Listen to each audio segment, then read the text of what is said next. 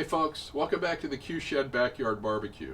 Today's Thanksgiving Day, and one of the things I'm most thankful for is that two of my three sons are here to share it with us. What I'm cooking today are two turkey breasts, two different ways, but I'm cooking both of them on my little Weber Kettle charcoal grill. I'm doing more and more cooks on the kettle for a few reasons, one of which is that I just enjoy using it. The other is there are so many of them out there, and I think a lot of people aren't aware of how flexible and useful it is.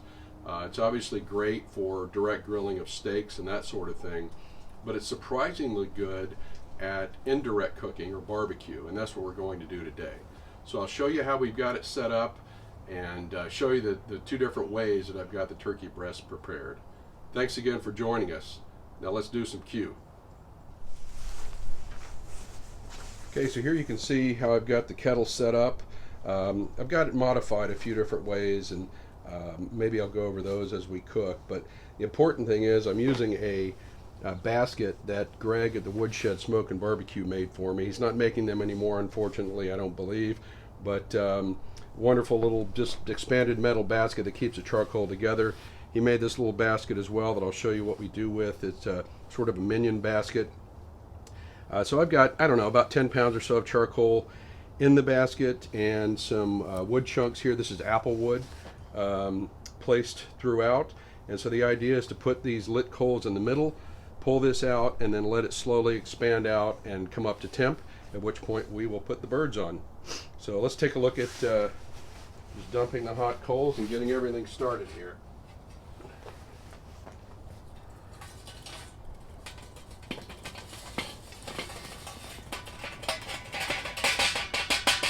All right, all there is to that. Then pull that out.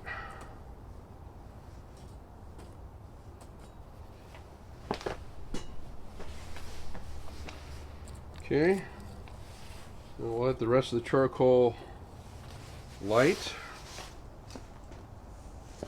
and let the grill come up to temp.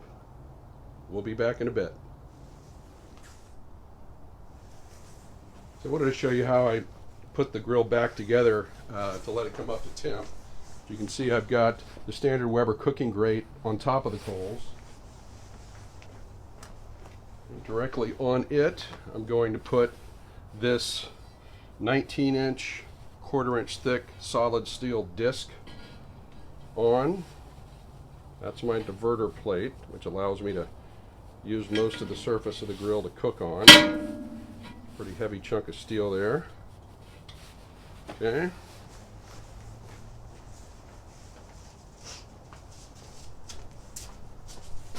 On top of that, this is just an aluminum 19-inch pizza pan covered with foil, which will act as my drip pan. On top of the steel, same diameter, roughly. Okay.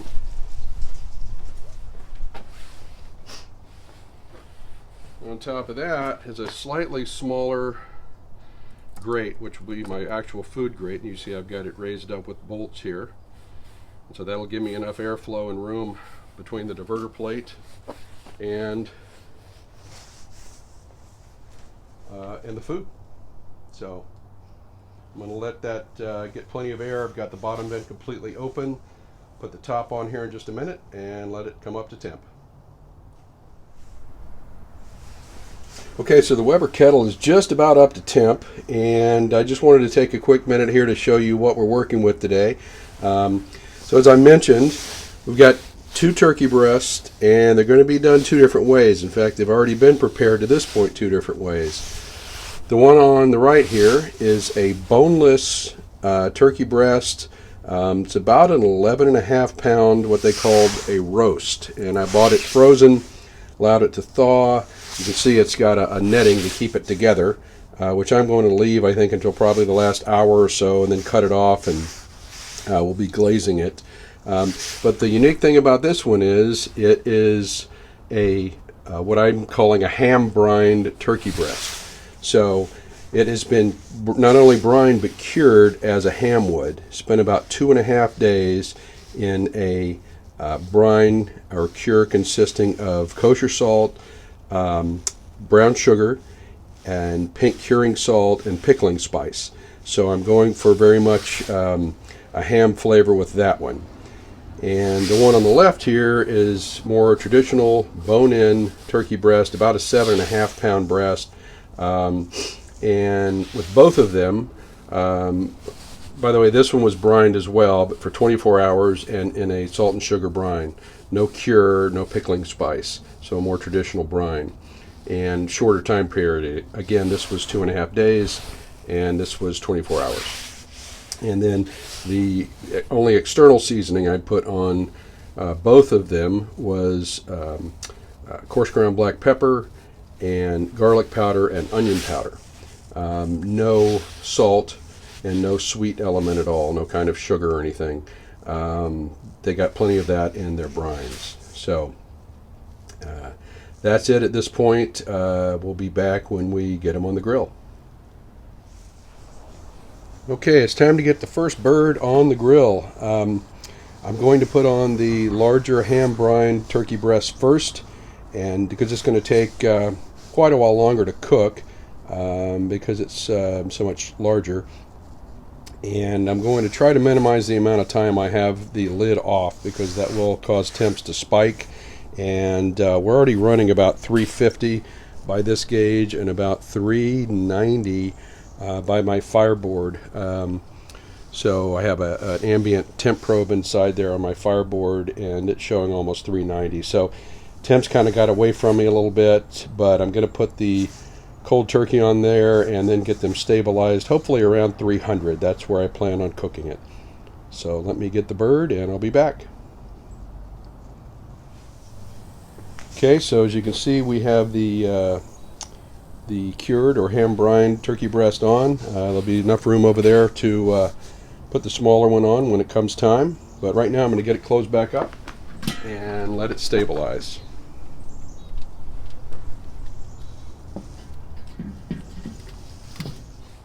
So one thing I forgot to mention, although I've talked about it in previous videos, all three of my cookers, the big Cascade smokers, the Weber Smoky Mountain, and this kettle grill obviously, all use charcoal as a primary fuel. That's what gives it the heat. The wood chunks of whatever sort, today is going to be apple, is what gives it the flavor. But charcoal, when you cook with it, you have to know that when you first introduce hot coals to a mass of cold charcoal, you're going to get a lot of billowy smoke. That's not good smoke. Okay, so today I waited about 45 or 50 minutes after I dumped the coals before I put the food on. You want to let it die down to the point where it is minimal, frankly. And once you do that, throughout the cook, the charcoal may smoke a bit. There's no problem with that. That's normal for charcoal. Okay, but you want to wait until that billowy, nasty smoke is finished. Basically until the rest of the charcoal warms up enough to where it quits smoking. So just wanted to throw that out there. All right, so we're only a few minutes into the cook here, but I just wanted to sort of expand on the amount of smoke that I was just talking about. As you can see here now that everything's settled, there is virtually no smoke coming out. Just a very slight amount, super clean smoke. Basically it's pure heat at this point. As some of the chunks of apple wood ignite, they'll kick off smoke. But this is what you want eventually once things settle down. Another thing I would mention is when you're cooking on the kettle, keep an eye on temps, make sure they don't get away from you. Right now the dome temp gauge is reading about 325, and my Fireboard 2 drive is, see there now, about 355. So there's about 30 degrees difference between the two, which isn't uncommon. I would trust the Fireboard obviously a lot more than this gauge, but it's good to have both. This one's sitting up a little higher, the other one's down at grade level, so it's probably more representative of the Fireboard is than of the true temp inside the cooker. So, Okay, so we're about an hour and 20 minutes into this cook with the larger of the two turkey breasts on there, the one that was cured. And it's time to put the other one on. So I'm going to grab that one and get the cooker opened up and put it on. Okay, so as you can see, the brined turkey breast is starting to get a little bit of color to it. And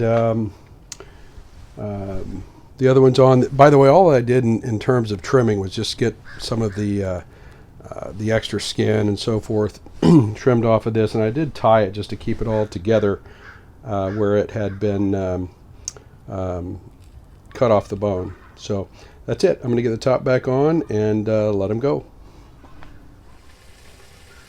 Okay, so we're about 3 hours total into this cook and had a bit of a mishap, and I had to shift some racks around to make room for the second turkey breast to go on. So anyhow, we picked up and we're rolling now pretty hot. It's actually, this one's reading 400 and the other, the fireboard reading about 340. So it kind of spiked up a bit, but I just checked the vents back, and I'm going to open it up and take a look at what we've got going on and check the internal temp.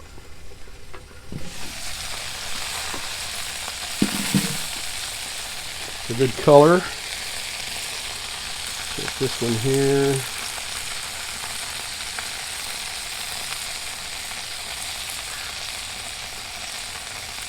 And right at 100 degrees. Right at 100 in the middle.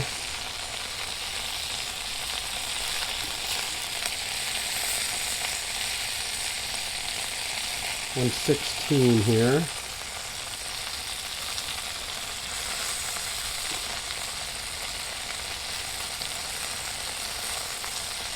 About 108 over there, so still got a ways to go.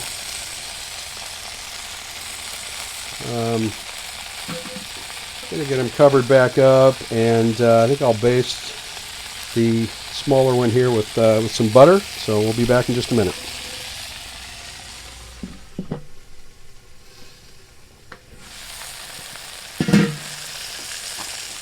All right, so I'm gonna get this bone-in turkey breast basted again. This is the second time I've basted it. This is just some butter and poultry seasoning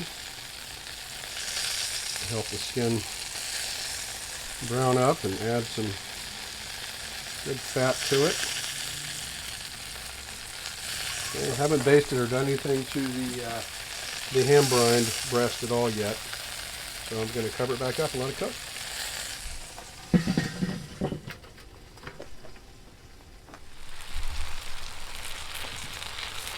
Okay, so this thing is temping about 156 now, and 162 is my final goal to allow carryover to 165, which is perfect temp for a chicken or turkey breast. Anyway, so I'm applying this glaze now, and this is Captain Rodney's Buchan Glaze.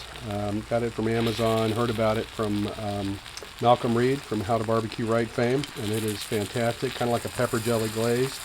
So I'm going to, I've already glazed the underside. This is the top side now. I'm going to just brush this glaze on all around.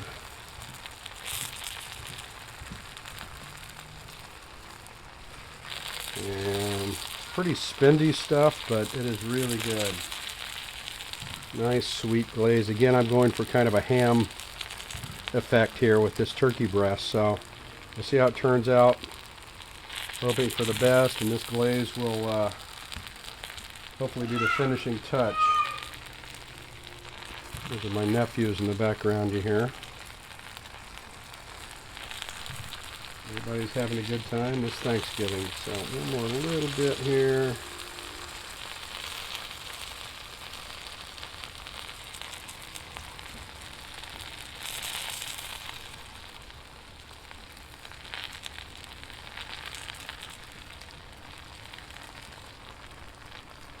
All right, a few more minutes, allow it to finish coming up to temp, and allow the glaze to set. We'll be ready to let it rest and then taste it.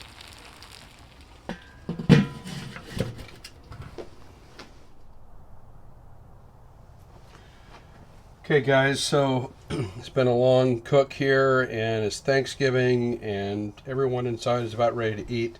So I've got the two different types of turkey here finally finished and both rested.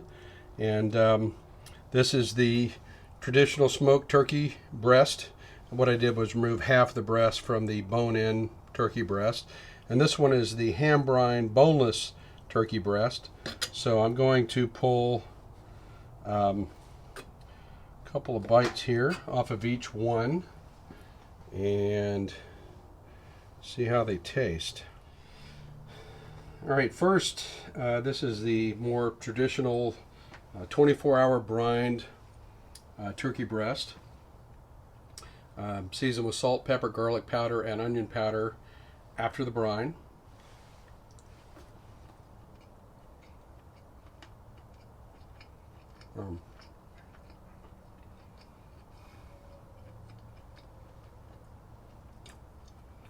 It's a really good traditional turkey breast. It's got smoke, plenty of smoke flavor, plenty of smoke penetration. Love the salt and pepper.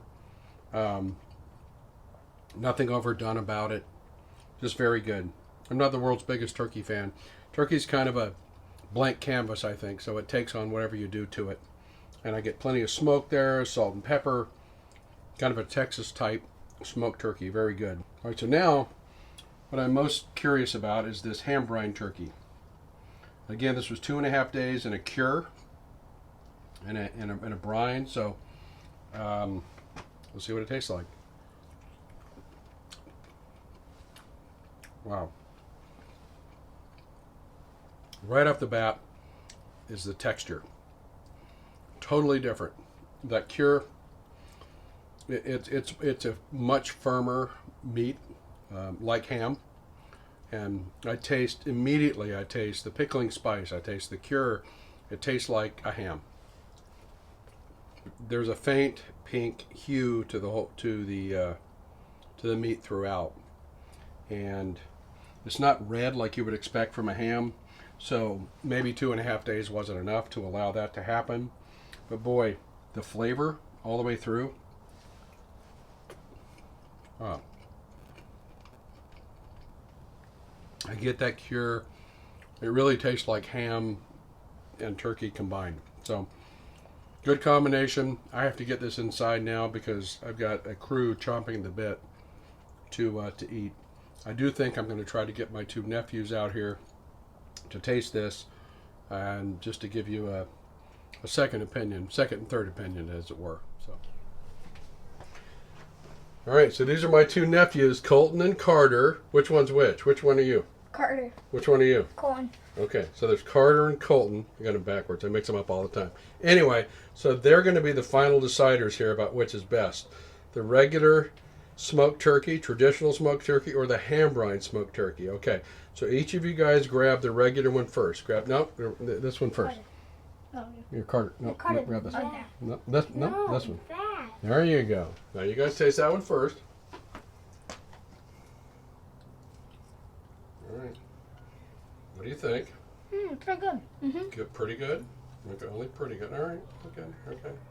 All right. Put that back. Put that down. The rest of it down. If there's anything left. All right. Swallow that. Now grab the other one. Okay, and try that one.